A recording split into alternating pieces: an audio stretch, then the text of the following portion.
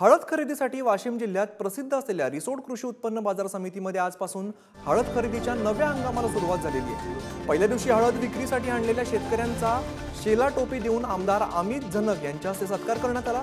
नव्या हळदीला आज 17,000 रुपये प्रति क्विंटल दर मिळालेला आहे, तर 3,000 क्विंटल हळद विक्रीसाठी आली होती। रिसोड कृषी उत्पन्न बाजार समितीत दर गुरुवार आणि शनिवारी हळद खरेदी केली जाणार आहे। पहिल्याच दिवशी चांगले दर मिळाल्यामुळे शेतकऱ्यांच्या अपेक्षा आता उंचावलेल्या आहेत।